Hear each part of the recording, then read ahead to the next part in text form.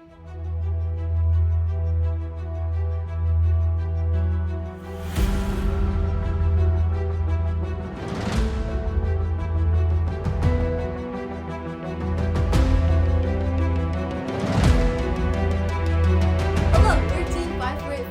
GorillaBots! And welcome to this week's podcast episode about the latest news in robotics. In here with me are Krish Patel and Andrew Clark. And I'm Lydia Chun. Our topics today are robotic baby turtles that can swim through the sand? Let's get into this.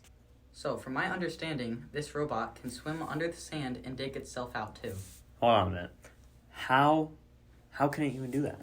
Well, it's thanks to its two front limbs that mimic the oversized flippers of a baby turtle. Dang, that's kind of cool. Is that like the only robot that can do this? Supposedly, it's the only one. Dang. And something interesting that I saw is that this is actually the result of several experiments conducted by the robotics team at the University of California in San Diego, California, to better understand how sand is actually really challenging to just go through for robots in general. So this was actually something they were trying to work on for a while, and they didn't really know how to trying to get a robot through sand. So that's why they thought they looked at baby turtles oh, these baby turtles are getting through the sand really easily. So that's really the story about how they were trying to. That's why they mimicked the turtles flippers, because they saw it, this can do it. So then we should just base our robot on this to try to better so the robots could travel through the sand. Which is really interesting to me. So, according to our article that we have here on Science Daily, it's the only robot that's able to travel in sand at a depth of 5 inches. And it's able to travel at a speed of 1.2 millimeters per second, roughly 4 meters or 13 feet per hour. That is extremely slow to me. Well, 13 it's a feet? baby turtle. It's a baby turtle. But is this the same speed as a baby turtle? 13 feet per hour? 13 feet per hour. I mean, it does say, it seems pretty slow compared to some other subterranean animals like worms or clams. But the robot has 4 sensors at the end of its limbs that allows it to detect obstacles while in motion. So it can operate untethered and be controlled with Wi-Fi, which is interesting. So it is a very small robot, but do you think there's any challenges that this would run into, Andrew? Well, some of the challenges are dealing with higher forces than robots can move in the air or water. So I think it's pretty interesting to compare the two type of robots here. I mean, obviously it could damage really easily. Yeah. Also, how small do you think this robot would be? I mean, the size of a baby turtle. Oh yeah. Okay. Yeah. Fair point. Yeah, and so,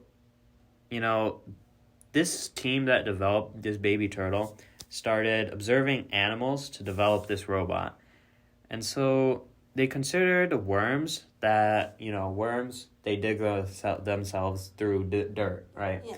And so I guess that was part of the inspiration for, leading them to baby sea turtle hatchlings, right?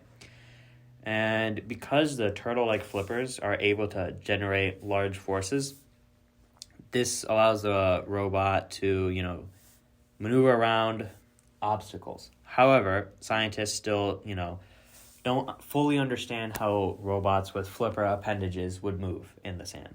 Yeah. I mean, but I guess them experience to this was because all the possible benefits of moving around in the sand or inspection of all the measurements for soil contamination in the sand, C4 digging and extraterrestrial exploration. It's almost C4 digging. with a baby turtle. Wow. We're exploring the moon with all these rovers and stuff. We're exploring below with little turtles. Below the sand. Come on. So, they're modeled after baby sea turtles. Do you think they'd be using these in deserts and things, just to explore? No. No? I mean, maybe they'll make another one for an animal in the desert, like a lizard. But it's sand also, right? Oh wait, true. Yeah. No. I feel but seeing a baby turtle in the sand, Would you see it though? I mean. Oh wait, this is only this says. Size of your fist, it's pretty big. And so it's only able to travel at a depth of 5 inches. Maybe they'll make a better one with a lizard. Like, okay, so like in the desert, lizard, like, I feel like lizard is pretty big. It's like that big. Like, do lizards travel through sand? Yeah, don't they? Do they? They walk on sand. Okay. Do they dig?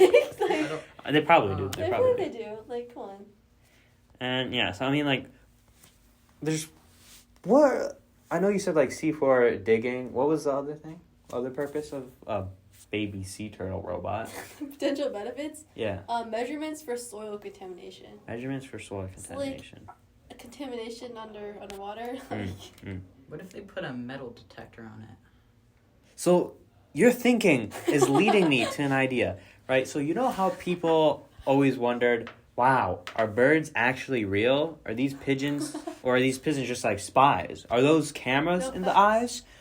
Well, so I've been thinking, these baby sea turtles, what if they're training these to be spies? They're putting cameras in these, in the sand, right? I mean, like, what is there to see in the sand? What kind of criminal evidence? You can hear. What if there's, some people committing a criminal act on the beach. Underwater. Not underwater, but on top of the sand. On top the of robot's sand. listening in. I feel like another key factor is, like, a baby turtle, like, that's kind of defenseless. Like, what if, like, someone steps on it or something? Like, it's in the sand. I feel like it's a robot. It's like in the sand. It's sturdy, yeah. It can be like 5 inches. And you know how they make, pigeons look real? Like, what if they make, Yeah, but then wouldn't that get attacked by natural predators too then? Because, like, what do you use baby turtles? Birds? Big birds? Yeah. So then they would get attacked by big birds even though it's a robot. Like, it's kind of weird. But they got a shell.